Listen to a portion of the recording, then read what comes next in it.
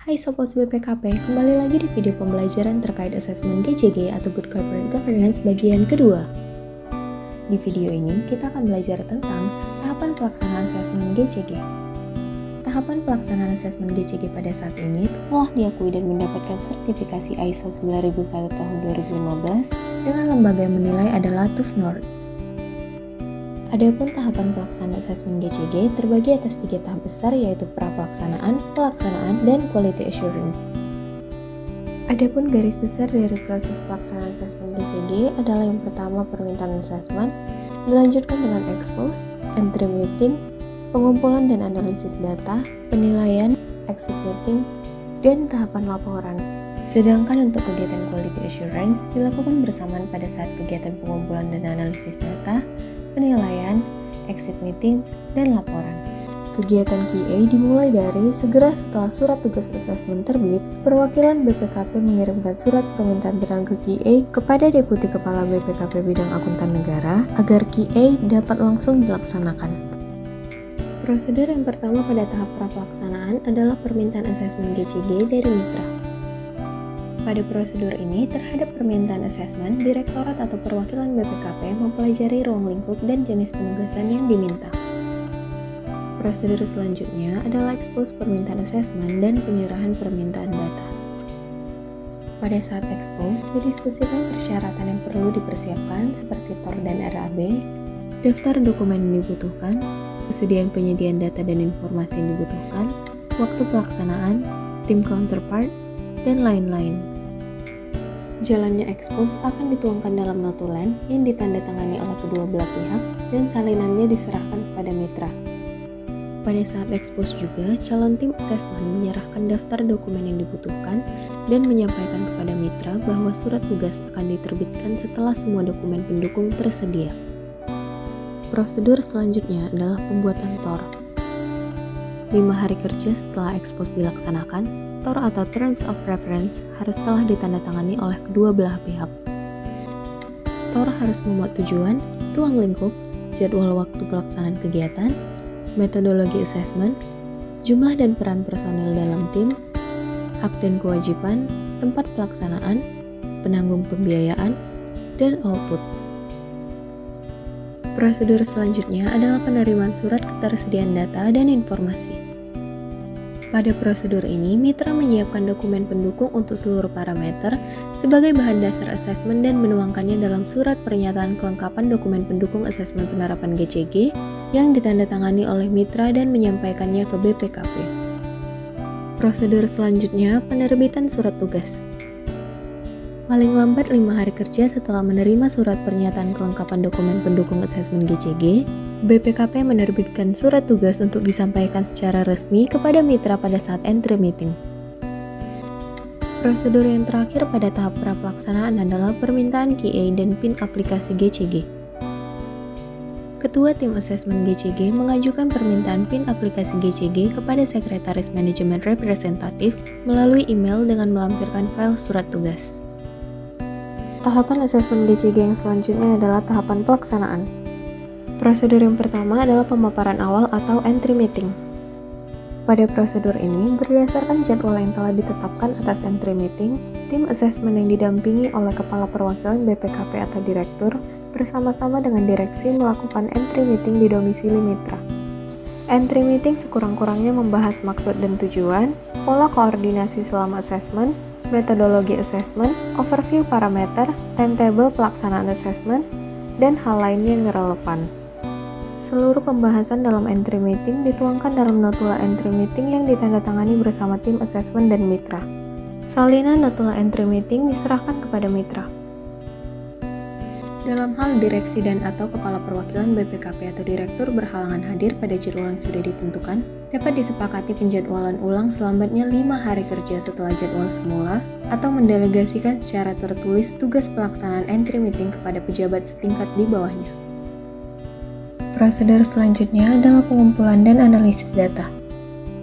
Terdapat 4 metode yang dapat digunakan untuk menganalisis data, yaitu review dokumen, kuesioner, wawancara, dan observasi. Metode pertama, review dokumen. Review dokumen merupakan proses perolehan data dan informasi yang tersaji dalam berbagai dokumen pendukung serta pengkajian secara mendalam atas relevansi dan signifikansi data dan informasi tersebut untuk memperoleh simpulan atas kondisi penerapan GCG di perusahaan. Questionnaire. Questionnaire dilakukan dalam rangka memperoleh informasi kualitas penerapan GCG yang dalam pelaksanaannya ada kemungkinan belum terdokumentasi secara jelas baik kebijakan maupun pelaksanaannya. Questionnaire ini dilakukan sebagai penguat data dan informasi tertentu yang diperoleh jika informasi yang didapat dari review dokumen masih kurang. Terdapat dua jenis questionnaire, yaitu questionnaire persepsi dan questionnaire konfirmasi. Questionnaire persepsi merupakan questionnaire dengan pilihan jawaban berskala yang dimaksudkan untuk mengumpulkan informasi atas implementasi suatu sistem, kebijakan, ketentuan, SOP, dan komitmen. Sedangkan questionnaire konfirmasi adalah questionnaire dengan pilihan jawaban ya dan tidak sebagai pertanyaan pendahuluan untuk mengetahui keberadaan suatu dokumen. Metode yang digunakan dalam menentukan jumlah responden yang diperlukan adalah dengan menggunakan metode Krejci dan Morgan. Kemudian, questionnaire dapat disebar secara manual maupun melalui media elektronik, baik secara offline maupun online. Metode selanjutnya adalah wawancara. Wawancara dilakukan untuk mengeksplorasi data atau informasi yang didapat dari questionnaire, review dokumen, dan atau observasi untuk menambah tingkat keyakinan asesor sebelum mengambil simpulan pemenuhan parameter dan indikator yang bersangkutan. Dalam metode wawancara, pihak yang diwawancarai adalah direksi, dewan komisaris atau dewan pengawas, dan pemegang saham atau pemilik modal. Selain itu, materi atau pokok wawancara dapat disampaikan terlebih dahulu kepada narasumber untuk dipersiapkan data dukung dan informasi yang lebih valid. Metode selanjutnya adalah observasi. Observasi merupakan kegiatan pengamatan yang dilakukan dalam asesmen, terutama yang berkaitan dengan implementasi GCG.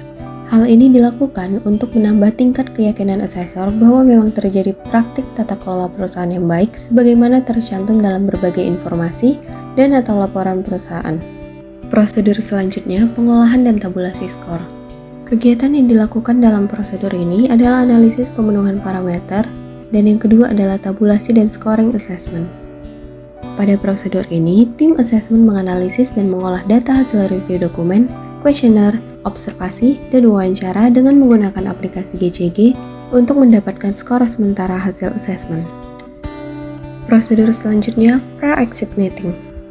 Namun, sebelum melaksanakan proses pre-exit meeting, jika proses assessment melampaui masa surat tugas, maka asesi akan membuat surat permohonan yang disertai dengan alasan permohonan perpanjangan assessment.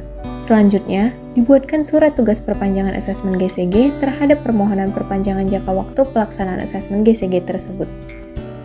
Kemudian, kembali ke penjelasan pre-exit meeting.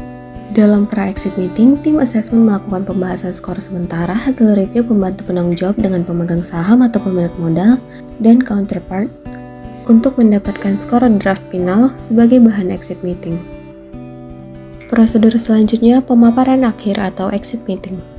Dalam prosedur ini, tim asesmen beserta penanggung jawab melakukan pemaparan hasil capaian skor final assessment dalam exit meeting dengan direksi dan atau dewan komisaris, pemegang saham, beserta manajer kunci. Kemudian, tim asesmen menyiapkan berita acara skor final hasil exit meeting dan ditandatangani oleh direksi dan komisaris dan dapat diikuti oleh pemegang saham. Jika di kemudian hari ditemukan kekeliruan dalam materi berita acara, maka harus dilakukan perbaikan seperlunya. Prosedur yang terakhir pada tahap pelaksanaan adalah pelaporan. Pada prosedur ini, ketua tim dibantu dengan anggota tim menyusun draft laporan hasil asesmen dan konsep surat pengantar laporan atau SP.